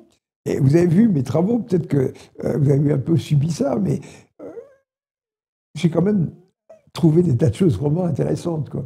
Je me rappelle, j'avais une ancienne amie qui me disait, vous êtes combien là-dedans? Ben voilà, j'ai l'impression que... Attendez, on va faire une petite parenthèse, parce que là, il faut que vous nous expliquiez comment ont été construites les pyramides. Vous savez... Si vous avez eu une vision directe, là, c'est le moment. Disons que ce que j'ai vu, moi, j'ai vu une rampe très faiblement inclinée, avec des gens qui étaient en train de tirer un bloc de 50-60 tonnes. Quoi. Vous voyez, les plafonds de la chambre sépulcrale de Khéops, c'est ça le problème. Comment est-ce qu'on fait pour monter ces trucs-là? Et à ce moment-là, il y avait des cordes qui tiraient ça, puis il y avait une espèce de machine qui tirait ça. Donc, moi, je me suis dit, je vais aller voir ça, quoi. Donc, je monte sur la rampe et je vais voir. Et à ce moment-là, je vois des types qui sont en train de tirer sur des cordes. Bon, il faudrait des dessins. J'ai une bande dessinée là-dessus qui s'appelle Le secret d'Imhotep. Allez voir sur mon site Savoir sans frontières et vous trouverez cette bande dessinée de 150 pages qui vous explique tout ça. Donc à ce moment-là, je vois cette machine, je comprends comment ça marche. Et à ce moment-là, je réalise que mon tonton monte sur la rampe avec un bateau en l'air. Et là, ça va être ma fête. Donc je m'envole, je rentre à l'hôtel. Et au moment où je survole le chantier de Képhren, les gens se prosternent. Je repasse au travers du plafond et je prends des notes. Alors évidemment, on pourrait dire, Jean-Pierre Petit a une imagination extraordinaire. Ben oui, imagination, c'est-à-dire qu'on passe dans le monde imaginaire. Mais vous savez, où est-ce que vous êtes quand vous rêvez, hein? C'est quoi le rêve? C'est vachement intéressant, c'est une idée comme celle-là. C'est vrai que le rêve, on a l'impression qu'on change d'univers. Et on est parfois en contact avec... Et surtout, ça nous ramène à cette loi de complexification. Alors déjà, première question, parce qu'on a parlé d'Asimov qui nous écrit des lois sur les robots, mais qui a écrit cette loi de complexification? Elle sort d'où? Il est où le législateur du cosmos? Mais il n'y a pas de législateur. Justement, j'ai un ami qui est franc-maçon qui dit « Oh, j'aimerais bien te faire parler en loge devant les francs-maçons. » Vous savez que les francs-maçons sont des gens qui vous initient à des connaissances supérieures. Le grand architecte. Mais il n'y a pas de grand architecte. Alors, en fait... C'est en quelque sorte comme si le grand architecte se découvrait lui-même, si je vous suis. Il se complexifie et en fait il arrive à se connaître et en fait c'est nous. Écoutez, il va falloir qu'un jour je refabrique cette petite machine que j'avais fait dans le temps avec des bâtons. Vous prenez un bâton de section cylindrique, vous coupez des petits éléments de 5 cm de long et puis vous vissez un truc en forme d'anneau et un truc de crochet de l'autre côté. Vous voyez? Et je me rappelle, j'avais fait cette expérience pour une télévision il y a 30 ou 40 ans. On met ça dans un sac, on secoue et on verse sur la table. Et quand on verse, c'est impossible qu'ils soient tous détachés.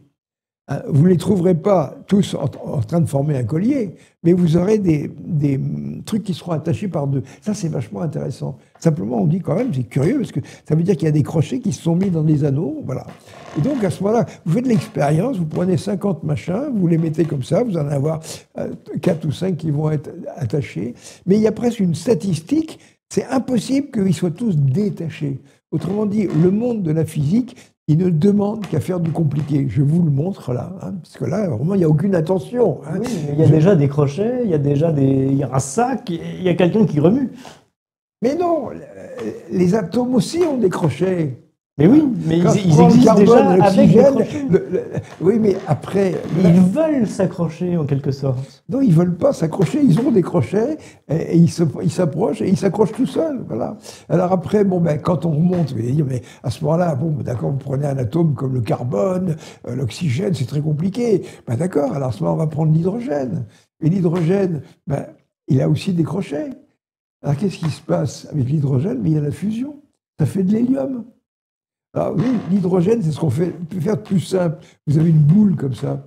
L'hélium, vous en prenez 4, comme une pile de boulets. Donc, autrement dit, qu'est-ce qui a dit à l'hélium qu'il fallait qu'il s'accroche?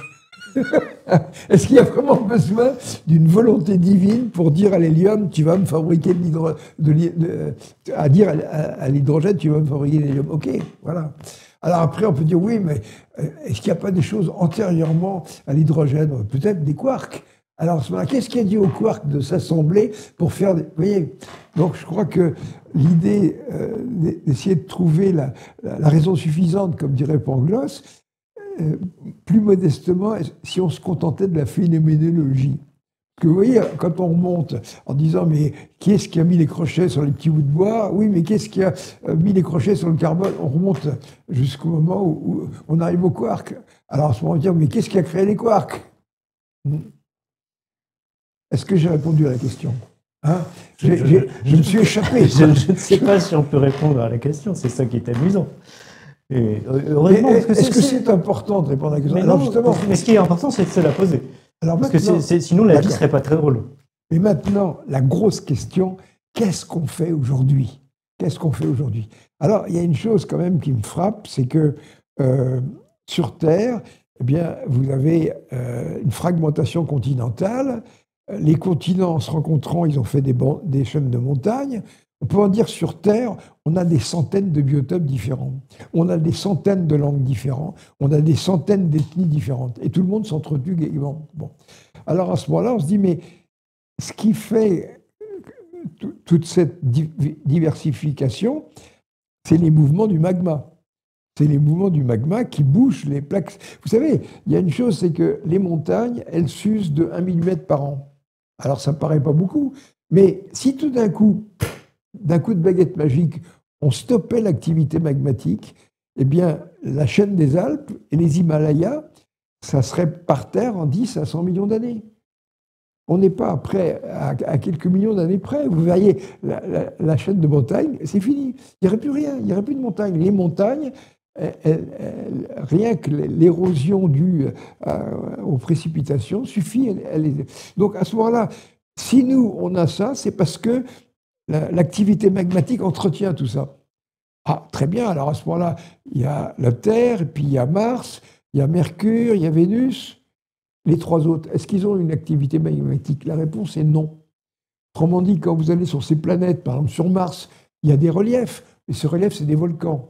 Et ces volcans, ils sont restés parce qu'il n'y a pas d'atmosphère. Mais s'il y avait de la pluie, vous savez, il n'y a rien de plus fragile qu'un volcan.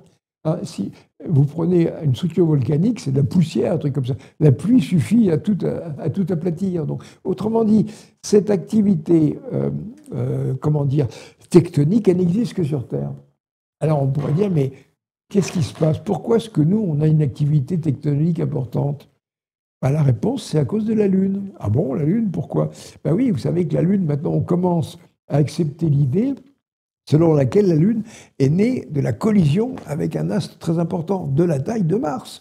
On a au centre un gros machin très dense, ben c'est ce truc qui nous est rentré dedans, qui a coulé à l'intérieur de la Terre. Il y a un éjecta qui est parti et qui a donné la Lune. Bon, d'accord, et alors, où est le problème?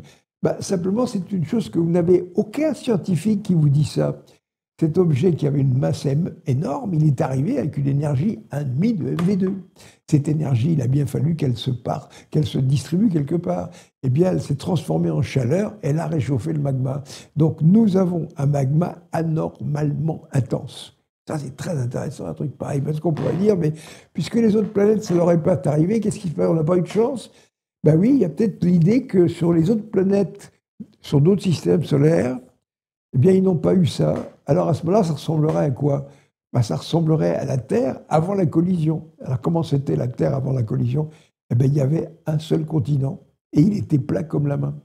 Plat comme la main, parce que si tout d'un coup, on se donnait quelques centaines de millions d'années comme ça, tranquille, et qu'on arrête le mouvement magmatique, mais les reliefs sur Terre, ce serait 300 mètres, sur 3000 km. C'est du terrain plat complet.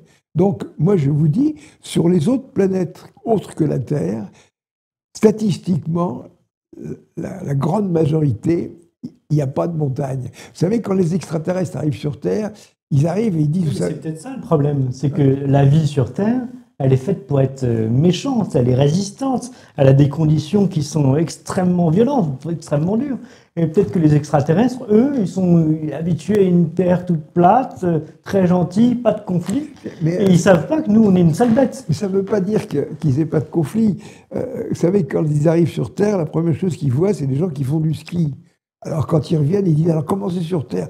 Oh ben ils ont des montagnes, mais ça fait combien? Oh, ça fait jusqu'à 10 000 mètres. 10 000 mètres? C'est fou complètement. Et il y a même un truc qui s'appelle de la neige. Alors ils mettent des machins sur leurs pieds, ils descendent, on a essayé, c'est casse-gueule, c'est pas possible. Voilà. Non mais, vous voyez, les extraterrestres ne font pas de ski, ils ne savent pas ce que c'est, quoi. Bon. Alors il y a une chose, c'est que, imaginez le devenir de la Terre s'il n'y avait pas de montagne, s'il n'y avait pas de barrière, s'il y avait un seul continent. On parlerait tous la même langue, on aurait tous la même religion, on aurait tous la même culture. Donc, on arrêterait de se foutre sur la gueule. C'est ce que je dis. Si ça se trouve, d'après ce que vous nous expliquez, la vie sur Terre a évolué de telle sorte qu'elle s'est adaptée à un monde de division, à un monde d'ultra-violence. Or, si d'autres formes de vie viennent nous visiter, peut-être qu'eux ne connaissent pas la guerre, en réalité. Et que quand ils nous voient nous foutent dessus en permanence, ils disent « Mais qu'est-ce qu'ils font ?» En fait, pour eux, c'est aussi étrange que faire du ski. Non, mais même sur une planète avec un seul continent, il y a eu des ethnies, il y a eu des conflits locaux. Mais regardez, par exemple, prenez un pays comme la Chine, qui est assez monolithique au point de vue... Mais il y a peut-être des gestions du conflit. Prenez par exemple, si on lit les récits antiques grecs, la guerre entre Grecs, c'est pas la guerre entre Grecs et Perses. On ne s'extermine pas. Il y a des règles dans la guerre. Mais pourquoi le conflit est limité. Si on avait une terre plate, complètement, eh bien, à ce moment-là, on se poserait la question, en disant, ça ne sert plus à rien, la guerre, nom de Dieu. D'abord, la première chose, il faudrait accepter de mourir. Vous avez des gens actuellement, moi je trouve extraordinaire, ces récipients à azote liquide dans lesquels on conserve des corps humains.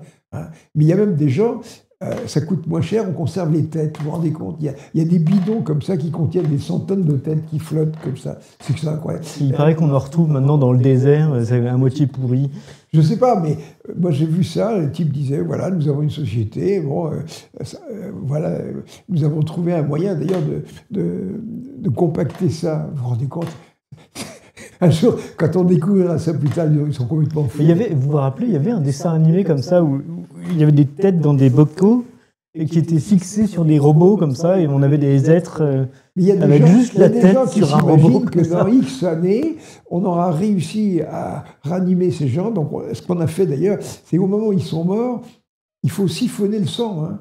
C'est important. Donc, quand on signe un contrat pour qu'on vous conserve dans l'azote liquide, eh bien, les gens viennent et ils pompent le sang, ils remplacent ça par un liquide. Vous voyez, on parlait de l'Égypte tout à l'heure, mais c'est pas plus ridicule que les Égyptiens qui enlevaient leurs entrailles et qui croyaient à une vie après la mort. Mais c'est pareil. C'est pareil. Mais vous vous rendez compte, les croyances qu'on peut avoir, mais c'est inimaginable qu'on puisse... Mais les gens qui vont se faire congeler comme ça, ils valent pas mieux que les Égyptiens. C'est inimaginable, un truc pareil. En plus, le fric que ça coûte. Quand on prend un type qu'on va conserver pendant un siècle dans son bidon, tout ce qu'on aurait pu faire avec cet argent, oui. Donc, on a ce genre de choses-là. Alors, après, vous avez des gens qui vous diront, oui, mais c'est pas comme ça qu'il faut faire. Un jour, on pourra mettre votre mental sur disque dur. Ah, c'est vrai que tout ce qu'il y a dans la tête d'un être humain, finalement, ça tient sur un certain volume. On croit ça. Voilà. Et à ce moment-là, vous mourrez et on pourra injecter cette donnée dans un robot qui aura acquis ce genre de structure quantique qui permettra de redevenir vivant. Ils y croient, ces cons-là. Donc, première chose, admettez, vous allez mourir tous. Il n'y a pas d'éternité, du moins pas dans ce monde-là, sur la noosphère. Pas de problème, dans la noosphère, vous persistez, votre âme est immortelle, elle va vous survivre. Mais votre corps, ça ne sert à rien, quoi. Je veux dire, moi, si un jour je meurs, qu'est-ce que vous voulez qu'on fasse de mon corps? Mais je m'en fous éperdument. Hein, donnez-le à manger à des cochons si ça permet franchement, voilà, c'est une espèce de fantasme. Généralement, c'est plus ou moins comme ça que ça finit. On retourne à la terre, ça pousse, ça nourrit des plantes, des animaux. Mais exactement, vous enterrez quelqu'un, vous avez une concession trentenaire. Vous allez le mettre dans une boîte avec des poignées en bronze, etc. Ensuite, on va mettre une belle pierre en marbre, et puis il y aura un truc avec l'image du type. Puis au bout de 30 ans, eh bien, à ce moment-là, on demande à la descendance, est-ce que vous avez l'intention de reconduire votre truc centenaire? Oh non, ça coûte trop cher. À ce moment-là, les gens arrivent, ils prennent la pierre tombale, bon, c'est vendu à... Après, on prend la bière, on l'ouvre, je ne sais pas ce qu'on fait, peut-être qu'il y a des ventes de cercueils d'occasion, j'en sais rien. Peut-être en Afrique, vous voyez, on envoie toujours tout aux Africains, on nettoie un peu la bière, si c'est récupérable. Puis après, qu'est-ce qu'on fait du corps? Mais le corps... on le compacte et puis Vous savez que c'est un problème, j'avais vu quelque chose là-dessus, parce qu'on fait maintenant des cercueils, en fait le bois est trop traité, et donc il ne se décompose pas, et donc on a de gros problèmes écologiques, parce que il résiste à l'usure du temps, alors qu'on mettrait 4 planches de pin directement dans la terre, pouf, tout ça se décompose, on se fait bouffer par les micro-organismes et les vers, et puis hop, tout va bien, et ça retourne à la terre, et le cycle de la vie continue. Mais vous voyez, quand je vois... Le 11 novembre, là, il y a la fête des morts, c'est quoi? C'est le 1er novembre, je ne me rappelle plus. Mais les gens qui vont se recueillir sur la tombe de leurs ancêtres, peut-être effectivement c'est très gentil, ça consiste à avoir une sorte de souvenir de ses propres parents, mais il n'y a plus rien dans la boîte. Oui, non, mais après on peut comprendre que le lieu serve justement à activer la mémoire des vivants. Ça, on peut tout à fait le comprendre. Qu'il y ait une sorte de reconnaissance symbolique, mais pour les vivants, c'est pas pour les morts. Les morts s'en fichent. Écoutez, ma femme vient de perdre ses 2 parents. Ils ont été incinérés. Alors en Chine, le gouvernement chinois, il essaye de jouer à la fois sur la non-conservation des corps, c'est-à-dire qu'on les incinère, mais également que c'est un côté écologique. C'est-à-dire qu'à ce moment-là, le mort se voit concerner un petit bout de terrain où on plante un arbre. Il y a ça. Et à ce moment-là, bon, vous pouvez venir vous recueillir près de l'arbre. Mais au moins, on a recréé de la forêt, quoi, oui. Et moi, je m'étais renseigné pour moi-même, voir si on pouvait se faire enterrer très simplement et justement planter un arbre dessus. Et c'est extrêmement compliqué. Vous voulez faire ça chez vous, là, vous voulez vous faire enterrer dans votre jardin. Alors vous pouvez, mais il faut des autorisations préfectorales, parce qu'évidemment, il faut que l'État s'occupe de où va être enterré Jean-Pierre Petit, que vous appartenez même plus. Votre dépouille, même mort, vous appartenez encore à l'État. Finalement, la seule solution, c'est l'incinération, parce que là, vos descendants reçoivent vos cendres. Et les cendres, vous en faites ce que vous voulez. Non, vous n'avez pas le droit de les disperser où vous voulez. Alors, non, c'est interdit. Vous ne pouvez pas les disperser où vous voulez. Non, écoutez, moi je me rappelle que... Après, personne ne vous empêchera d'avoir un accident et de les renverser. Je suis allé en Belgique et j'avais un vieil ami qui était mort, donc il a été incinéré. Et une fois qu'il a été incinéré, la famille a récupéré ses cendres et il y avait un endroit réservé où on pouvait disperser les cendres. Sans blague. Donc, ils ont procédé à la dispersion des cendres. Simplement, il y a un chien qui est venu pour pisser dessus. C'était pas mal. L'image, c'était les cendres et hop. Voilà. Cela dit, ça nous ramène à notre condition. Mais on redeviendra poussière après. Mais attendez, non, mais quand vous dites, vous avez un parent qui vient de se faire incinérer, vous récupérez le coffret, il dit à vous. Vous en faites ce que vous voulez. On se renseignera pour la prochaine fois. Quoi ? Il me semble que vous ne pouvez pas vous disperser où vous voulez. Et il y a des limitations. La dispersion des cendres est à la portée de tout le monde, quoi. Alors on peut imaginer, vous savez, il y a un truc très joli, vous vous rappelez le film de Fellini, Le bateau, la navette de Fellini, quand il y a des gens, des chanteurs d'opéra comme ça qui font une croisière pour disperser les cendres d'une cantatrice. Alors on met les cendres sur un coussin, et pendant que les gens chantent une pièce d'opéra extraordinaire, le vent disperse les cendres. Ouais. Ah, c'est beau. Mais également, moi, j'aimais beaucoup faire de l'aile volante. Eh bien, on peut imaginer tout d'un coup un type qui part en aile volante et qui disperse les cendres de Jean-Pierre Petit. Bon, à la rigueur, un truc comme ça, quoi. Mais franchement, avoir une pierre tombale et tout ça, écoutez, non, franchement, c'est du fric foutu en l'air, quoi, voilà. Faites une bonne fête à la place. Quoi ? Faites une bonne fête à la place, achetez du champagne. Mais oui, surtout, bon, vous voyez, vous vous rendez compte, mais qu'est-ce qui va rester de nous dans 300 ans ? Peut-être Jean-Pierre Petit, si son modèle est reconnu par tout le monde, dans 300 ans, on en parle encore. Écoutez, ce que j'aimerais qu'il subsiste, c'est mes bandes dessinées, au moins. Hein, ou mes chansons, je ne sais pas, mais vous voyez, des choses comme ça. Faut pas espérer plus. Puis même...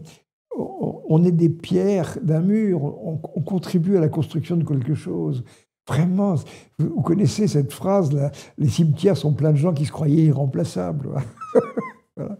Oh mon Dieu, quand je pense à tous ces scientifiques d'aujourd'hui, mais pas un ne laissera l'ombre d'un souvenir dans l'histoire des sciences.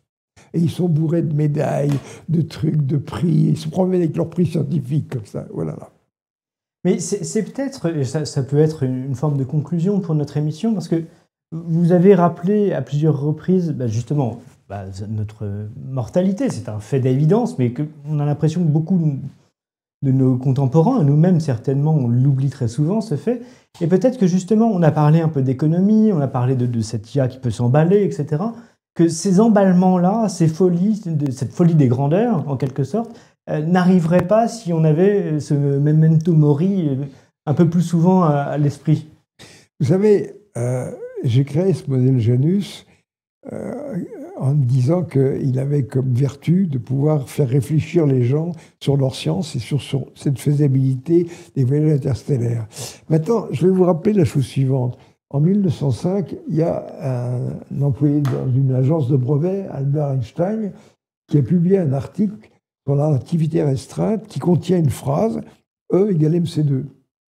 C'est-à-dire qu'à partir d'une masse m, on arrive à fabriquer de l'énergie. Et à l'époque, Poincaré, qui était son grand rival, disait « Je doute qu'on puisse un jour détruire une ville avec une livre de matière, avec 500 grammes de matière. » Bon. Alors, quand même, vous savez que c'est grâce à cette relation d'Einstein qu'on a pu détruire Hiroshima. Est-ce que vous savez la quantité de matière qui a été convertie en énergie dans Hiroshima ? Je vous pose la question. Vous m'avez posé la dernière fois, je crois que c'était 0,4 grammes. 0,7 grammes. Ou 0,7. 0,7 je me suis encore planté. 0,7 grammes, étant donné que l'uranium a presque le même poids que le plomb, ça veut dire qu'avec un plomb de chasse, en prenant l'énergie qui est dans ce plomb de chasse, on arrive à tuer 70 000 personnes d'un coup. Voilà. Eh bien, je vous dis la chose suivante. Il y a un deuxième Olybrius en 1975 qui s'appelle Jean-Pierre Petit, qui dit « Ah, on doit pouvoir voler à vitesse hypersonique sans onde de choc ». Vous avez les Russes qui font ça avec leurs missiles. Il s'est écoulé combien de temps? Entre Einstein et la bombe, 40 ans. Entre 75 et les missiles russes, 40 ans. Maintenant, vous avez le modèle Janus. Il est tout à fait logique de se dire, on va en tirer quelque chose. Eh bien, dans 40 ans, si l'humanité a réussi à éviter une guerre mondiale, nous aurons des bombes antimatière. Autrement dit, vous avez cette folie de la science qui consiste à fabriquer des armes en priorité. Moi, il y a une chose qui me fout hors du moi.